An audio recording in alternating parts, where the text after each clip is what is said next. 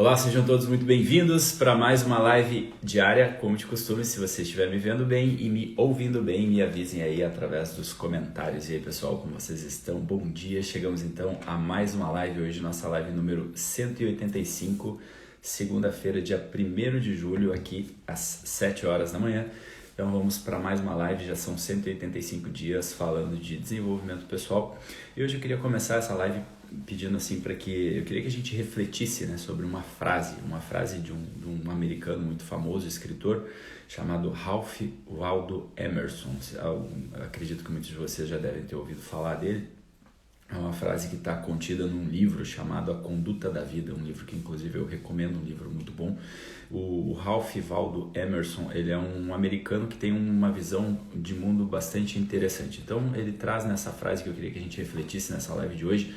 A frase diz, pegando a tradução dela, né, ela diz mais ou menos assim: ao patinar sobre o gelo fino, né, quando a gente está patinando sobre o gelo fino, a nossa segurança está na velocidade. Eu vou repetir para que a gente possa integrar ela, né, um pouco mais.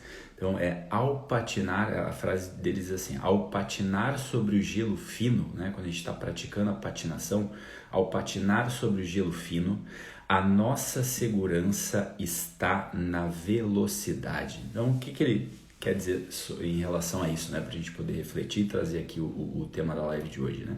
Quando a gente está sobre uma fina camada de gelo, né, quando o pessoal está lá praticando patinação, ali no início do inverno, onde aquele gelo ali ainda não tem uma camada mais sólida, ele ainda é uma camada muito fininha, né? A segurança do patinador está em não parar nunca, ele precisa de velocidade, porque se ele para ali naquela camada fina, ele acaba destruindo aquele gelo, ele acaba caindo, né, dentro do lago gelado, e aí é óbvio que não vai ser bom para o patinador, né, que isso aconteça. Então, para que ele consiga se manter de pé, né, quando ele está patinando sobre essa superfície fina, a segurança dele, para que ele acabe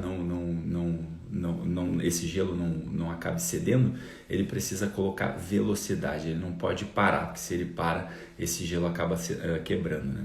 Então, qual a relação que a gente pode fazer isso, principalmente nos tempos atuais, né? O tempo que nos pede sempre rapidez, velocidade, produtividade, né?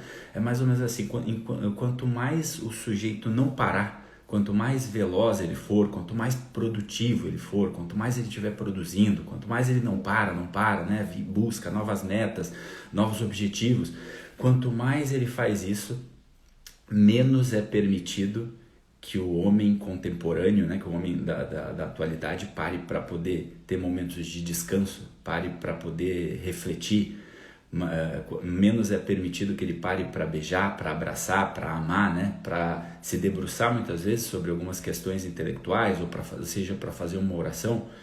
Quanto mais veloz ele precisa ser, quanto mais ele precisa produzir, menos é permitido que ele tenha esses momentos, né, de busca, né, de autoconhecimento ou de poder refletir acerca da sua própria vida, né? Então, quanto mais ele não para refletir acerca da própria vida, então ele não irá fraturar essa fina camada de gelo, né? Então é isso que, no fim das contas, denuncia essa frase do Ralph Waldo Emerson, né? Essa radiografia do Ralph. No fim das contas, ela é uma tragédia, né? Porque miseravelmente ele está certo, né? Essa segurança neurotizante que a gente busca, né, nos tempos de produtividade, faz com que, no fim das contas, a gente tenha medo, né? A gente só não pare para enxergar, porque enquanto eu estou na velocidade, enquanto eu estou correndo, eu não tenho tempo para parar para ver isso, né? Então, essa frase que o Ralph Waldo Emerson traz lá no final do século XIX é como se fosse mais ou menos uma profecia, né? E para olhar para a tua vida, né? Para olhar para a minha vida, se a gente for parar para refletir, é ou não é assim em muitos momentos, né? Parece que a gente está sempre devendo, parece que a gente tem que estar sempre correndo, parece que a gente está sempre produzindo, né? É uma agitação, esse tipo de conduta acaba sendo uma agitação desse espírito moderno, né? Desse espírito de modernidade, né?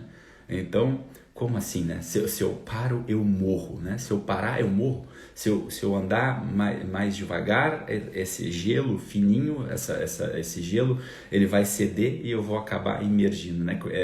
Qual é o símbolo do gelo, do frio, né? O frio, no fim das contas, de certa forma, é um símbolo da morte, né? Porque o que é um cadáver, se não um corpo gelado, né?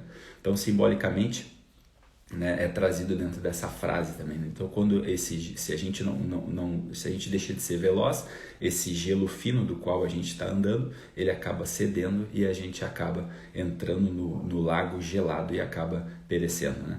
Então, se a gente vive uma vida assim, correndo o tempo todo para que a gente não caia nessa camada fina, é óbvio que é impossível da gente parar, no fim das contas, para cultivar raízes, né? Se a gente precisa estar o tempo todo se mexendo, né? A gente obviamente não se deixa capturar, no fim das contas, por amor de uma relação, ou pelo amor do próprio Deus, no fim das contas, né? A gente está sempre correndo, a gente não tem tempo para olhar. Ora, quão sintomático é isso nos tempos de hoje, né? É só olhar para a realidade, né? Quando a gente vê, né, um casamento, né, que começa e que se desfaz ali com 2, 3 anos de duração, né? Onde no fim das contas existe uma relação, seja numa relação de marido e mulher, seja numa relação de trabalho, seja numa relação de amizade, de família, onde é preciso parar muitas vezes, né, para poder ser o chão para aquela pessoa, né? E óbvio, se a gente está sempre correndo ali, se a gente está sempre tendo que produzir, sempre tendo que ser veloz, sempre tendo que ter a próxima sacada, é óbvio que a gente não para cultivar essas raízes, né? E aí essas relações se tornam totalmente instáveis. A gente vive num tempo de relações instáveis de casamento, relações instáveis, né? A gente não consegue ter uma relação estável, né, dentro de uma própria religião. A gente não consegue ter uma relação estável de trabalho, né? Por que a gente se espanta tanto, né? Esse dia eu estava conversando com uma pessoa que trabalha há 37 anos na mesma empresa, né? E a primeira reação das pessoas quando alguém noticia isso é: nossa, mas é uma vida inteira, né? Por que a gente se espanta hoje, né? Quando a gente está diante de alguém que está há 20 anos no mesmo casamento? Por que a gente se espanta quando a gente vê alguém que está há 20 anos no mesmo trabalho, né? Está há 20 anos com o mesmo marido, com a mesma mulher? Isso é, obviamente, um sintoma, né? Esse espanto é um sintoma dos tempos que a gente vive, né? Um tempo que, no fim das contas, rejeita narrativas longas. A gente está vivendo num tempo que rejeita narrativas longas. O homem contemporâneo, né, da modernidade é o homem que rejeita narrativas longas, que não consegue mais contar uma história que faça sentido ao longo de 10 anos, por exemplo, né? Então é óbvio, quando a gente vive assim, a gente vive como se tivesse, né, correndo na velocidade em cima de uma camada fina de gelo que, se a gente parar, ele vai ser destruído, né?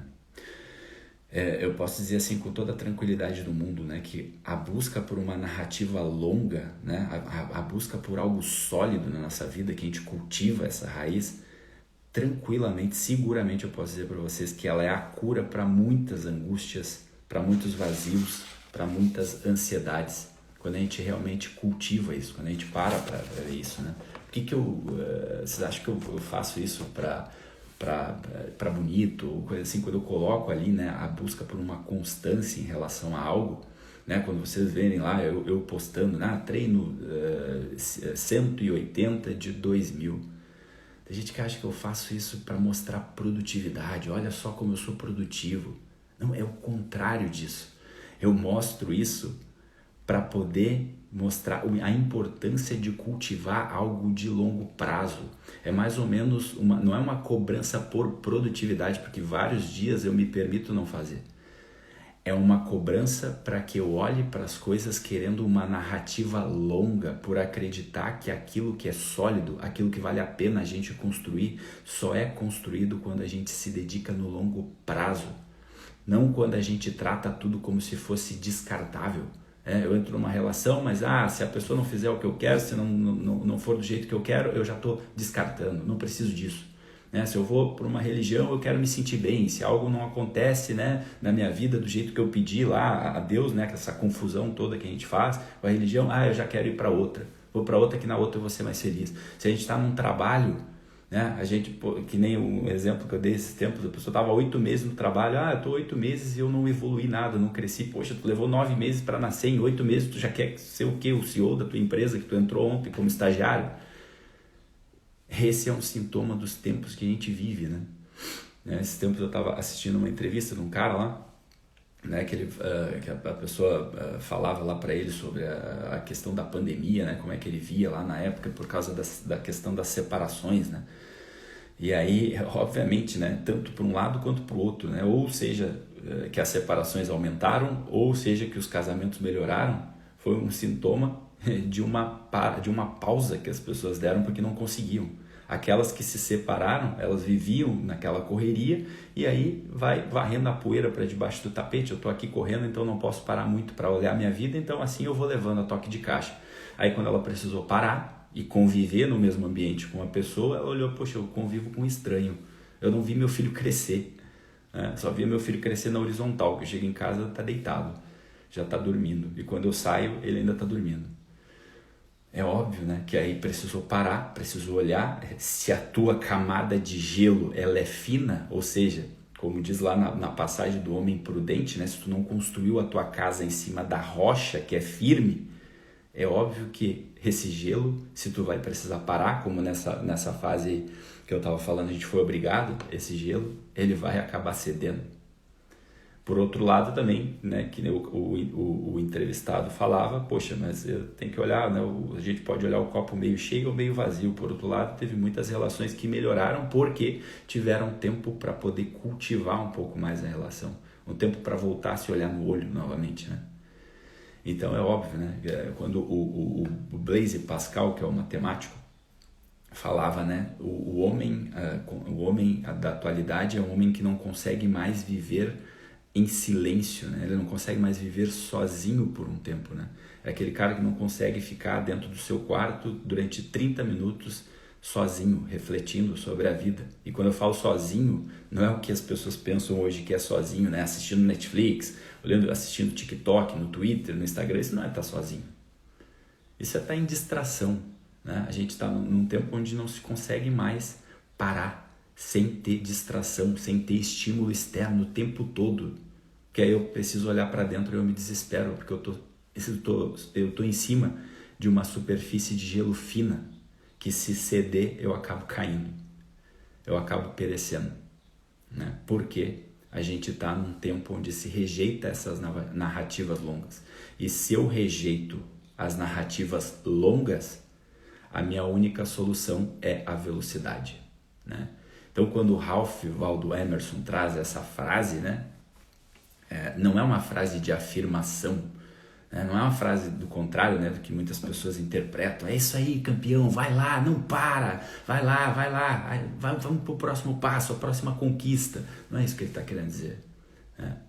Ele, na verdade, ele está trazendo uma denúncia, não é uma afirmação para que você viva a sua vida assim. Quem se aprofunda nessa frase consegue perceber nitidamente, né? Que é uma denúncia dos nossos tempos, né? Então essa galera da produtividade que vocês veem por aí, né, falando o tempo todo para vocês, seja ágil, né, fique milionário, faça isso, faça aquilo, coloque a próxima meta, o próximo objetivo, não pare, né, trabalhe enquanto eles durmam, né, enquanto eles dormem. Essa galera, cara, eu te falar uma coisa, eu conheço muitos envolvidos com isso. Essa galera tá tomando remédio para ansiedade e depressão o tempo todo, cara. É óbvio que isso não é sustentável, né? Não é sustentável uma vida da qual a gente não tem tempo para o convívio com os nossos amores, os amores hierarquicamente falando mais altos, né? Se a gente não tem tempo de convívio com os nossos amores, que a gente não tem tempo de convívio com a nossa família, se a gente não tem tempo de convívio com o próprio Deus, se a gente não tem tempo de convívio muitas vezes com os pobres, né? Com aquelas pessoas mais necessitadas, né? Que generosamente a gente pode ter a possibilidade de dedicar o nosso tempo, de dedicar o nosso dinheiro, sem precisar ficar fazendo stories, bumerangue para mostrar isso, né? É óbvio que se a gente está num tempo em que a gente não tem convívio para parar simplesmente para olhar para um gesto pequeno, como por exemplo consertar a rodinha da bicicleta do meu filho de repente, é óbvio, né? que vai ser um tempo em que eu vou precisar viver correndo, porque se eu não corro, eu paro, essa camada fina ela acaba cedendo. Sem tempo para isso, sem tempo para esse convívio com esses verdadeiros amores. Deixa eu te falar uma coisa muito dura, cara. Sem tempo para isso, tu ainda não virou um ser humano, bicho. Tu ainda não virou um ser humano, se tu não tem tempo para isso. Tá? Tu é só um eco dessa gargalhada do demônio, no fim das contas. Tá? E quando eu falo sobre parar, né, antes que venham aqui dizendo, mas então isso é assunto para que as pessoas vivam na comunidade, numa vida muito cômoda, né, na zona de conforto. Acho que se a gente tem um mínimo de maturidade para ouvir e entender, absorver isso que eu estou falando, é óbvio que eu não estou aqui levantando uma bandeira para que tu use isso como uma desculpa para tu ser um preguiçoso.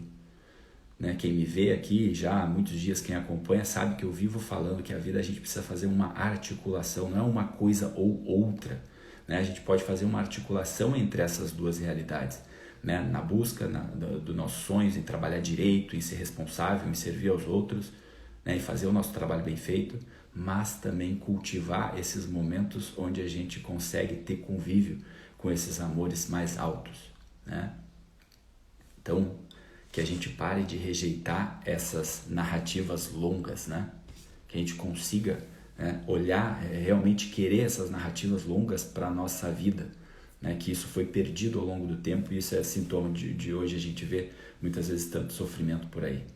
Né? Porque enquanto eu estou correndo, eu não estou vendo, tá tudo indo bem, né? Tá tudo indo bem, a minha vida tá fluindo, né? Entre muitas aspas. Só que essas são as pessoas que quando vem uma pedrinha no meio do caminho, ela foi ali, criou família, foi lá, colocou, pagou os estudos, pagou faculdade para todo mundo, trabalhando. Chegou um momento em que daqui a pouco ela se viu perante algum tipo de problema, muitas vezes algum problema de saúde, ou às vezes algum filho não seguiu o caminho do qual ela queria que ele tivesse seguido. Esse cara ali estava sempre correndo, ele para e olha, agora a vida não está como eu queria, a vida não seguiu o rumo que eu imaginava que ela ia seguir. Mas imaginava o quê? Tu nunca parou para imaginar nada, cara. Tu nunca parou para imaginar nada. Agora tu tá diante de um problema, tu tá diante de uma pedrinha que se apresentou no teu caminho. E aí, porque a vida não se transfigurou do jeito que tu queria, aí é óbvio, tu entra em sofrimento. Mas isso é só um sintoma da vida que tu estava vivendo ao longo de muitos anos. Né? Então, que a gente não rejeite essas narrativas longas, pelo contrário, né? Que a gente olhe e deseje essas narrativas longas para a nossa vida, olhando para alguém ou para algo que a gente deu a nossa palavra, né? E consiga cumprir essa palavra dada, né? E não ficar querendo o tempo todo começar algo novo, o tempo todo, a todo instante, né? Abrindo uma caixa nova, né? Querendo uma novidade, pulando de galho em galho, sem deixar aquilo ali, através de uma narrativa longa, né? Criar uma solidez, criar um chão que seja uma base firme que a gente possa pisar, né? Para não precisar estar sempre distraído, sempre buscando a velocidade, né? Somente num chão firme, somente construindo uma base sólida realmente, olhando para esses amores verdadeiros e cultivando eles, é que a gente consegue, né, ter tempo para parar e criar narrativas longas sem precisar ficar o tempo todo nessa distração, nessa velocidade da qual a frase do Ralph Waldo Emerson traz pra gente e que eu quis compartilhar nessa live de hoje. Tá bom, pessoal? Essa foi a nossa live número 185, espero que tenham gostado. Fica aqui o meu grande abraço a todos, um ótimo começo de semana e amanhã, se Deus quiser, estaremos aqui para a nossa live número 186, tá bom? Um grande beijo, fiquem com Deus e até a próxima. Tchau, tchau.